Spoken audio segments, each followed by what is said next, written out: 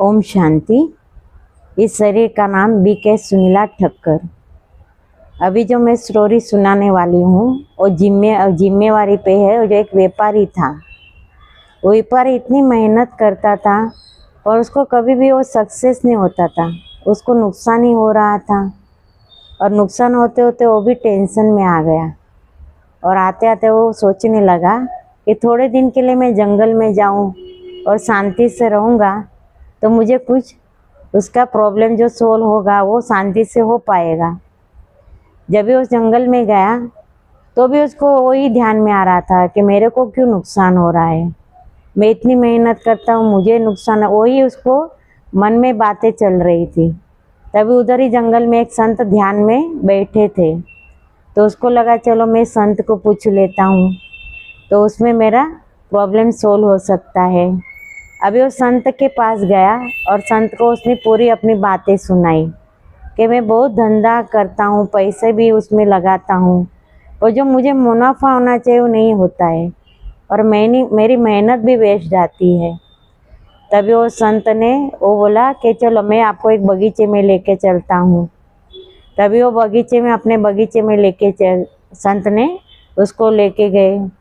अभी बगीचे में उसको दिखाया कि इसमें मैंने घास लगाई है और घास के साथ मैंने बांस के भी बीज लगाए हैं।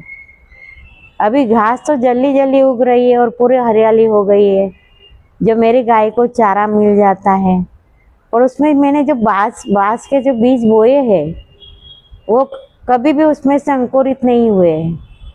और जब भी 5-6 साल के बाद एक बीज अंकुरित हुआ और वो अंकुरित होकर इतना बड़ा हो गया, 100 फीट तक वो पहुंच गया।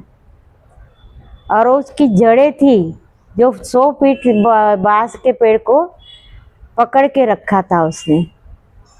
अभी सोचने जैसी बात है कि इतनी घास के जो बीज थे वो जल्दी जल्दी घास बढ़ता जा रहा था और जो बांस के बीज थे उसमें एक ही बीज जो संघर्ष करके बाहर निकला और 100 फीट तक पहुंच गया।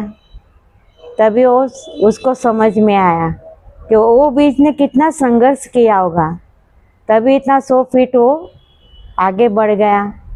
तो जो भी है संघर्ष के सिवा कुछ हो नहीं सकता। संत ने उसको बोला कि इतने बांस के बीज मैंने लगाए, उसमें से एक ही बीज फलीभूत हुआ और वो भी इतना बड़ा कि उसके जो जड़ों थी उसने उसको पकड़ के रखा था। जैसे जीवन में भी संघर्ष के बिना कुछ नहीं होता है। जो हम संघर्ष करते हैं उसमें थोड़ी मेहनत लगती है, कभी फल जल्दी मिलता है, कभी फल बाद में मिलता है, पर हमको संघर्ष तो करना ही पड़ेगा। बिना संघर्ष के तो कुछ हो ही नहीं सकता। इसलिए जीवन संघर्ष है जिसमें हमको आगे बढ़ना है और उसको आगे बढ़ते बढ़ते मुझे उसमें मेहनत तो करनी ही पड़ेगी। हम कभी निराशा होंगे और मैं छोड़ दूंगी तो उसमें कभी भी हम आगे बढ़ नहीं सकते और मेहनत का फल मिल नहीं सकता।